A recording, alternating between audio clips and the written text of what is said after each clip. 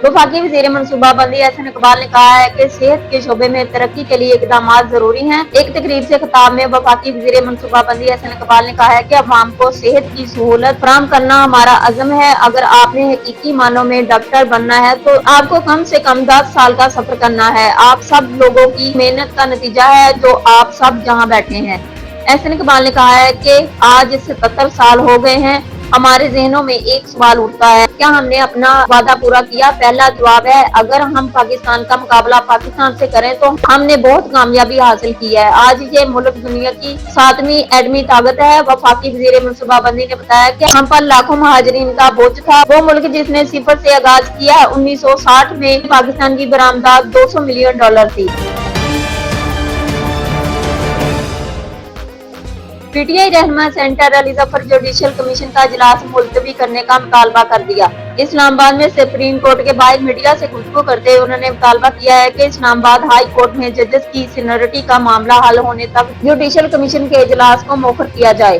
जब तक Islamabad high court में जजेस की सीनियरिटी का फैसला ना हो, आप इनके बारे में फैसला नहीं कर सकते। सेनेटर अली जफर ने कहा है कि हमें ट्रांसफर पर इशू नहीं, इशू सीनियरिटी का है। उन्होंने मजीद कहा है कि मैंने कभी किसी शख्सियत की बात नहीं की, ना करूंगा। हमने अपना मौक़िफ़ दे दिया है, फैसला अदालत करेगी। बैरिस्टर अली जफर ने यह भी कहा है कि मानी पीटीआई का हक छीन लिया गया। मुझे बतौर वकील ट्रायल में जाने नहीं दिया गया। तोशा खाना केस में वकील हूँ लेकिन मुझे पेश नहीं होने दिया गया। साबिक चेयरमैन सेनेटर रज़ा रब्बानी ने वफाकी हुकूमत से IMF तकनीकी मिशन के वीजे मनसूख करके इसे वापस भेजने का मुतालबा कर दिया।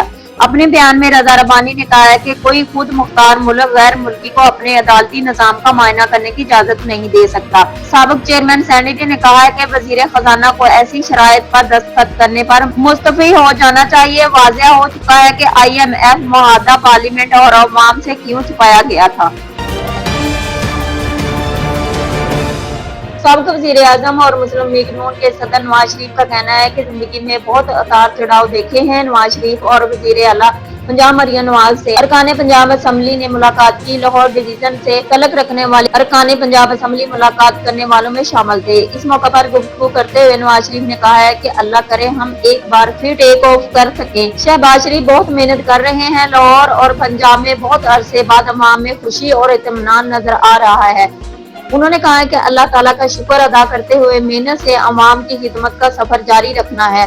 अल्लाह ताला ने तेजी से गड्ढे में गिरते मुल्क और कौम को बचा लिया।